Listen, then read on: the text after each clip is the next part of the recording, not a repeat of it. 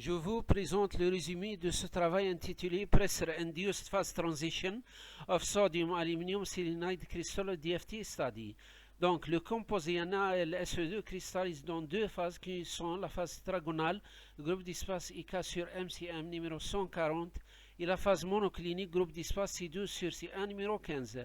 Le but de ce travail est d'étudier l'effet de pression sur les propriétés structurales et électroniques de ce composé. Les mailles conventionnelles des deux phases sont représentées dans la figure numéro 1. Pour effectuer ce travail, on a utilisé la théorie de la fonctionnelle de la densité DFT combinée avec la méthode des pseudo-potentiels ultra soft. Le potentiel d'échange et de corrélation est calculé par l'approximation GGA-PBE.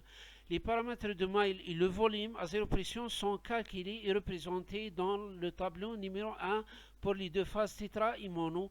Donc on constate qu'il y a un bon accord entre les résultats calculés et les valeurs expérimentaux. Les structures des bandes d'énergie à zéro pression sont calculées et représentées dans la figure numéro 2, calculée par l'approximation GGA-PBE. Ces figures montrent que les deux composés sont des semi-conducteurs à gap indirect, respectivement de type Z-gamma et V-gamma. Donc, on a calculé l'enthalpie des deux phases sous pression. Les résultats sont montrés dans la figure 3. On constate que la structure la plus stable à 0 GPa est la phase monoclinique. Il y a une intersection entre les deux courbes à une pression égale 2 GPa. Donc, on a pris l'existence d'un changement de phase de la phase mono à la phase tétra à cette pression. Donc, les paramètres de maille et le volume sous pression sont calculés et représentés dans la figure numéro 4. Donc, de façon générale, les paramètres de maille diminuent en fonction de la pression. Et pour la phase monoclinique, autour de la pression 2 GPa, on remarque que les paramètres de maille A restent constants, en plus d'une pression de 0,8 à 1,6. Donc, remarque que le volume de la maille conventionnelle pour la phase mono est plus sensible aux pressions que celui de la phase tétragonale.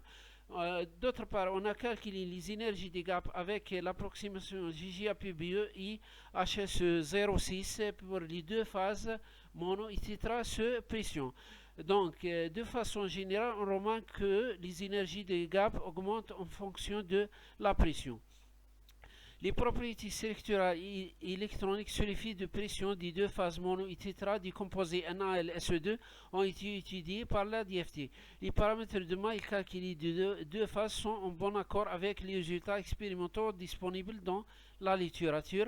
La structure la plus stable à 0 GPa est la phase monoclinique. L'analyse des structures de bandes montre que les deux composés sont des semi-conducteurs à gap indirect. Et enfin, l'étude de l'effet de pression sur les propriétés structurales prédisent pour la première fois la présence d'un changement de phase mono-tétra à une pression égale 2 GP.